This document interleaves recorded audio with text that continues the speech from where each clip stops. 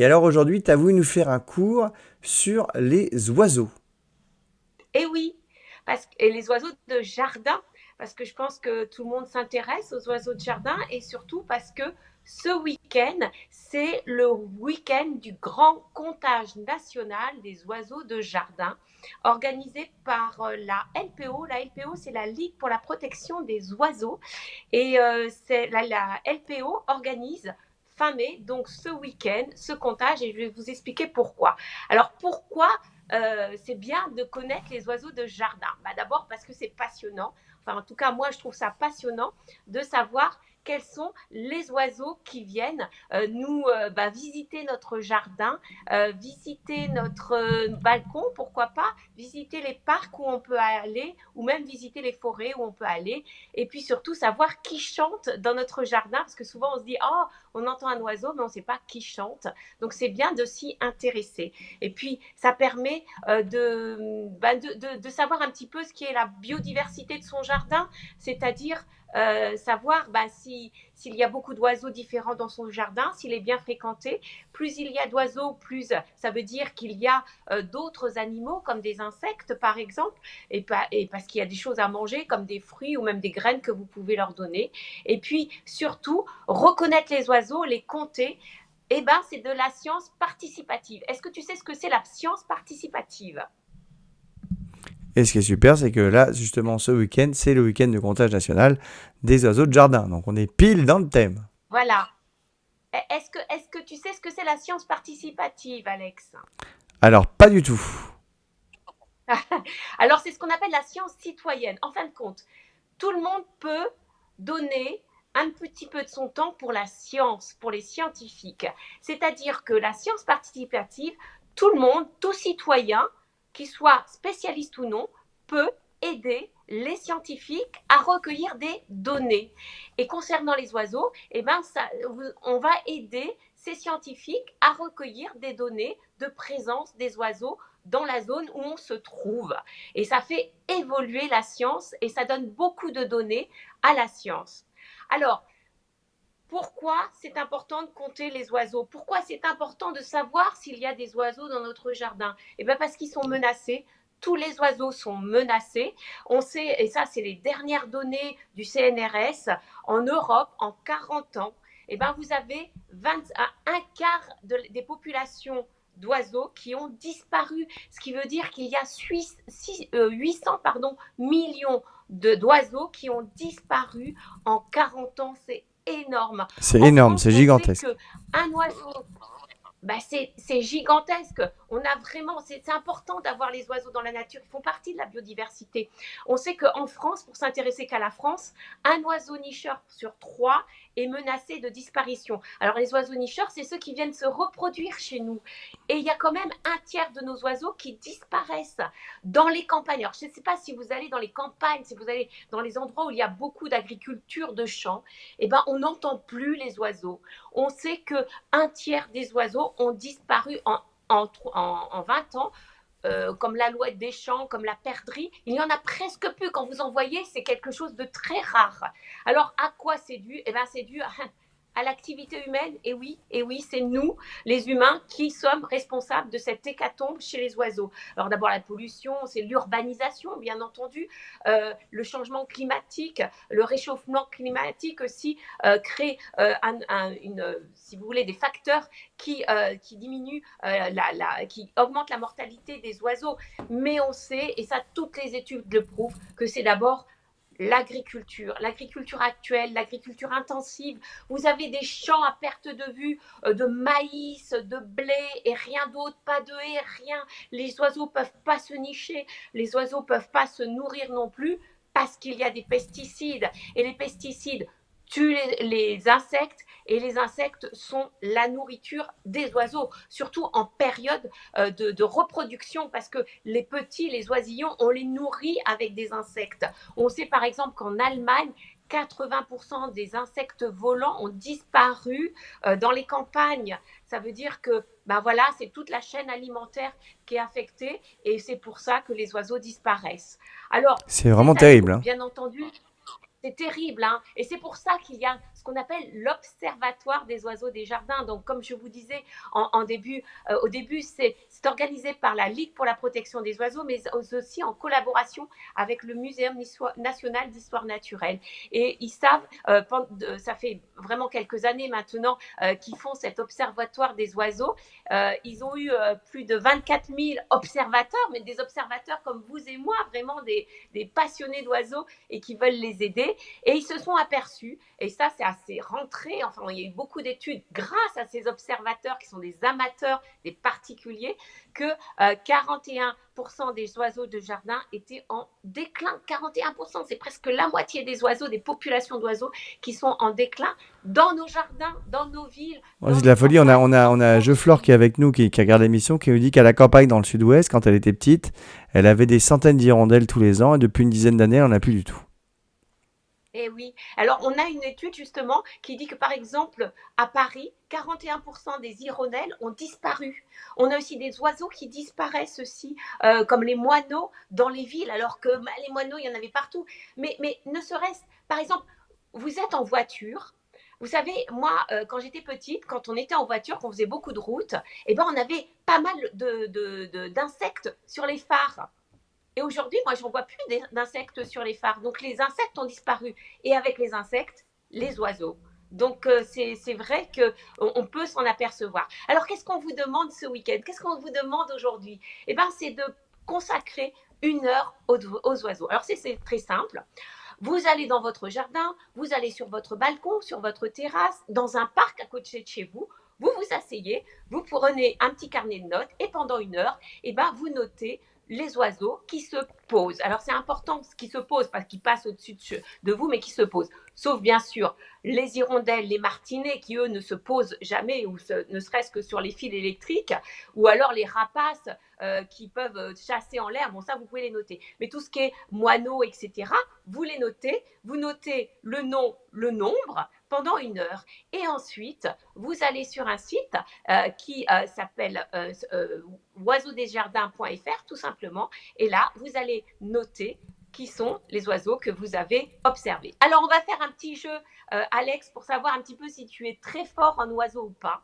On va voir si Geofflore qui nous écoute, qui en fait est un garçon, je ne l'avais pas reconnu, mais c'est Jean-Maurice qui nous écoute. On va voir si lui qui nous écoute, Daniel, tous les gens qui nous regardent, sont aussi capables de nous dire qui sont ces oiseaux. Alors moi, je suis incapable de te dire ce que c'est. Alors, là, tu ne sais pas ce que c'est, quand même, c'est le plus... Alors là, c'est l'oiseau des villes qu'on connaît le plus. Celui qu'on voit le plus en ville. Après les pigeons, bien sûr. Ah ouais, non, je suis nul là-dessus. J'ai prononcé le nom tout à l'heure. C'est un moineau. D'accord. Alors, c'est un moineau domestique. Alors, on le connaît. Alors, c'est en plus un moineau domestique, c'est un mâle. Alors, justement, après, vous allez avoir une photo des mâles et des femelles. Alors, le mâle est beaucoup... Alors, souvent, chez les oiseaux, le mâle est beaucoup plus beau que la femelle.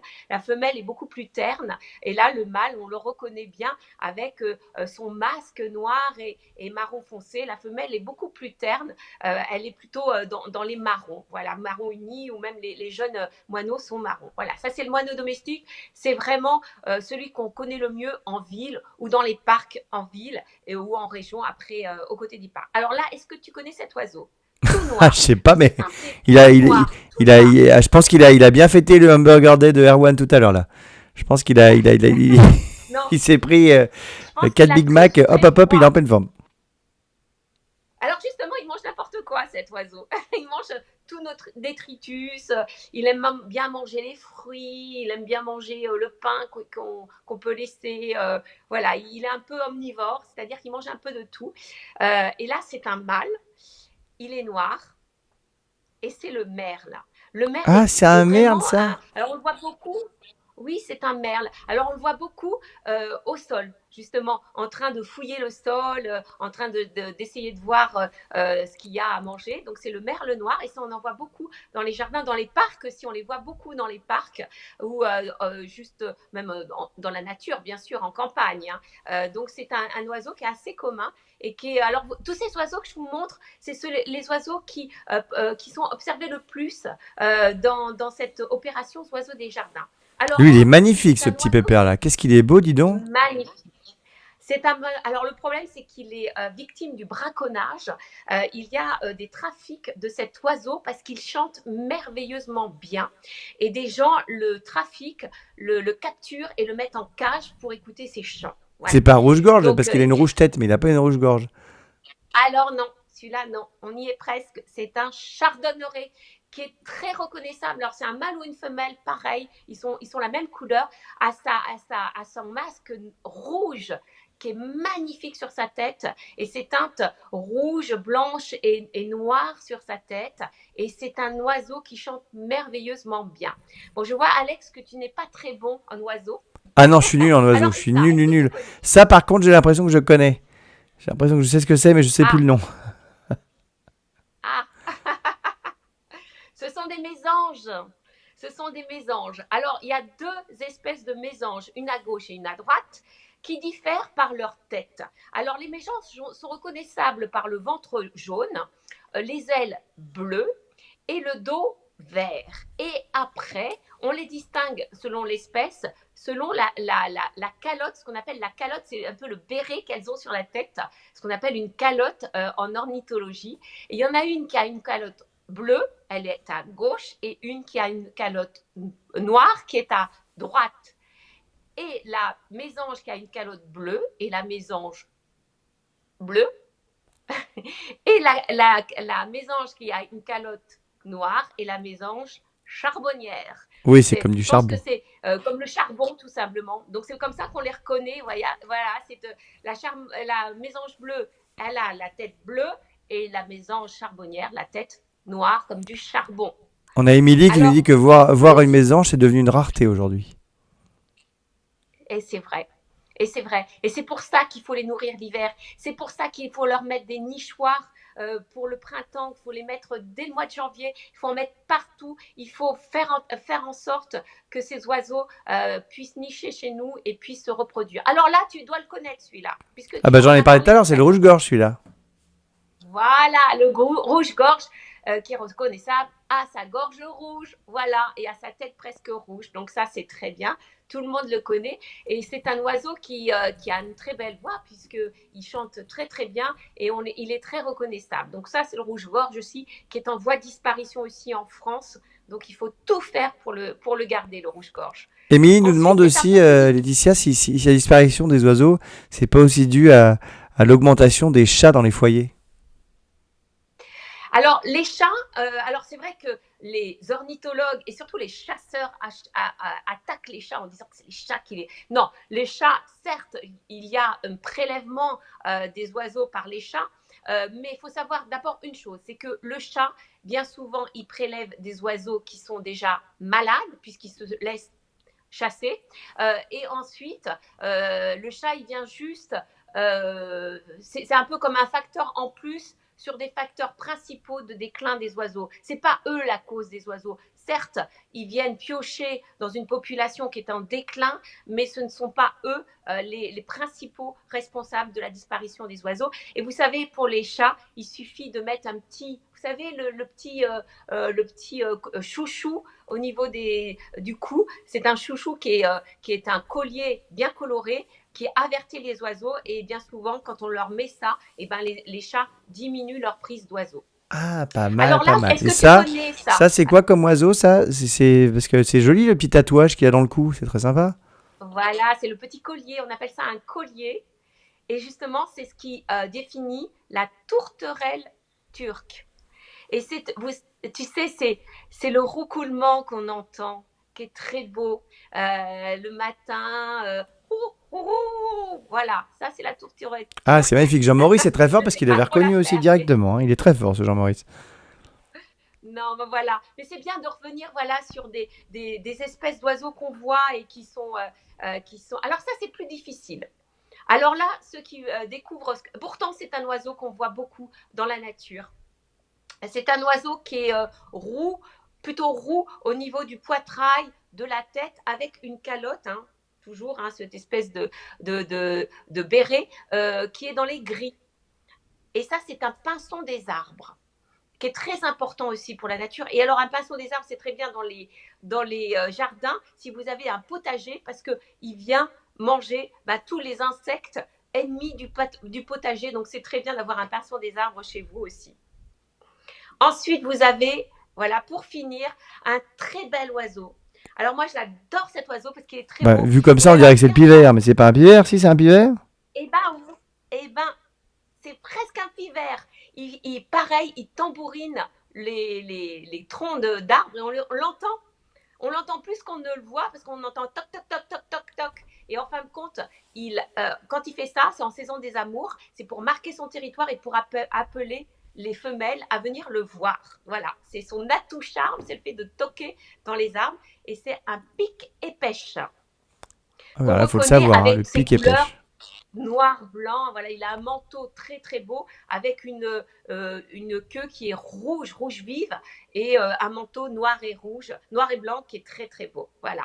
Ben voilà, c'était pour voilà vous montrer un petit peu les oiseaux que vous pouvez voir dans la nature. Alors si vous êtes comme Alex, moi, je vous conseille d'aller justement sur le site Oiseaux des Jardins où il faudra noter tous les oiseaux que vous avez vus. Il y a des fiches pour chaque oiseau et vous avez surtout une fiche d'observation que vous pouvez imprimer avec tous les oiseaux les plus fréquents dans les jardins. Donc comme ça, vous avez déjà les oiseaux que vous pouvez voir dans votre jardin et vous pouvez les repérer. C'est vraiment quelque chose à faire en famille. À n'importe quel âge, on peut le faire. Et puis, j'ai 2 livres à vous recommander qui viennent de sortir. C'est Oiseaux d'Europe aux éditions Biotop, où vous avez justement toutes ces images pour bien reconnaître ces oiseaux. Et puis, alors là, pour tous les âges, j'adore ce livre. Ça s'appelle Devenir ornitho. Alors, ça, c'est pour les ornithologues en herbe, si vous voulez, les amateurs d'oiseaux. Pour vous, si vous voulez vous intéresser un peu plus aux oiseaux, prenez ce livre. C'est un très bel ouvrage où vous allez justement pas à pas reconnaître les oiseaux, savoir un petit peu tout de leur vie et surtout comment les protéger, comment faire en sorte qu'ils viennent dans votre jardin et qui viennent aussi se reproduire chez vous. Eh ben, merci beaucoup, Laetitia. Grâce à tous ces conseils, on peut voler de nos propres ailes. Il y a Émilie qui nous explique qu'aujourd'hui, en fait, il y a 16 millions de chats en France. C'est 4 fois plus de chats qu'il y a 50 ans. Alors, toi qui es une fervente défenseur des chats, Oui, tu vas pas te c'est plaindre, mais vrai. c'est pour ça Alors, il y a qu'elle se 15 disait, est-ce que millions. ça a rapport Il y a avec les 15 oiseaux? millions. Voilà. Voilà, il y a 15 millions, mais il faut savoir quand même qu'il y a un tiers des chats, donc ça veut dire 5 millions qui ne sortent pas. Donc déjà, il n'y en a plus que 10 qui sortent, mais ça fait beaucoup quand même. Et il faut faire... Alors moi, je dis toujours, vos chats, vous les rentrez le soir et vous ne les faites sortir le matin que très tard, puisque c'est le matin qui chasse le plus et le soir qui chasse le plus. Et puis surtout, vous pouvez protéger les arbres et les nids dans votre jardin. Et ça, vous allez sur la boutique de la Ligue pour la protection des animaux, la boutique LPO.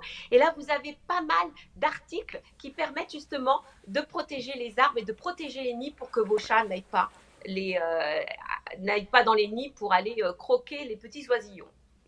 Eh ben, merci beaucoup, Laetitia. C'était passionnant comme toujours. Passe une bonne journée à la campagne. Profite bien de ton week-end prolongé. Observons bien les oiseaux Oui. aujourd'hui. Merci pour ces beaux conseils. Merci à tous les profs pour les super cours. À Maxime Tabard d'avoir été avec nous.